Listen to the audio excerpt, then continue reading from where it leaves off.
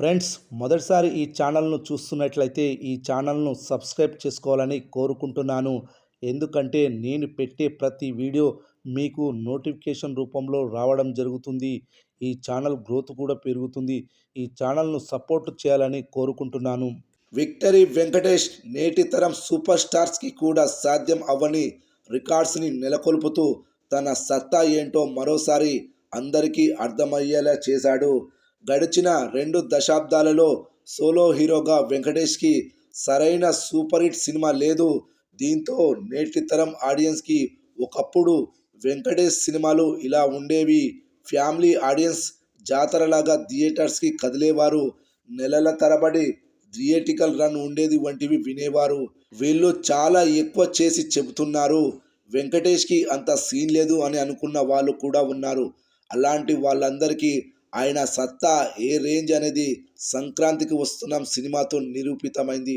మొదటి రోజు double digit షేర్తో ప్రేక్షకులను ఆశ్చర్యానికి గురి చేసిన ఈ చిత్రం రెండవ రోజు కూడా అదే జోరును చూపించింది.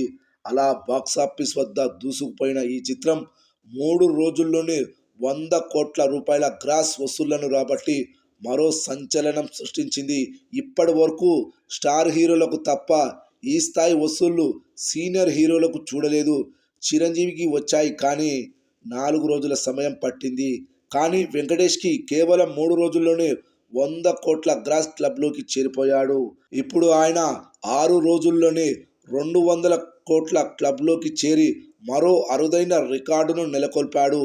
చిరంజీవి కూడా 200 కోట్ల రూపాయల క్లబ్లోకి చేరాడు, కానీ అందుకు చాలా సమయం పట్టింది. కానీ వెంకటేష్ వారం లోపే ఆ మార్కుని అందుకోవడం అందరినీ విస్మయానికి గురి చేసిన విషయం. కేవలం నిన్న 6వ రోజు ఒక్కరోజే 30 కోట్ల రూపాయల గ్రాస్ వసూళ్లు వచ్చాయి. కుంభస్థలం బద్దలు కొట్టడం అంటే ఇదే కదా.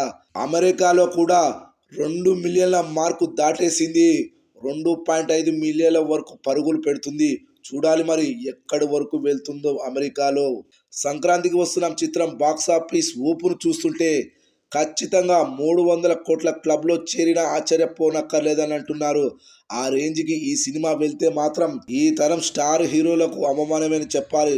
చూడాలి మరి ఈ సినిమా ఏ రేంజ్కి వెళ్ళి ఎక్కడి వరకు వెళ్ళి ఆగుతుందో.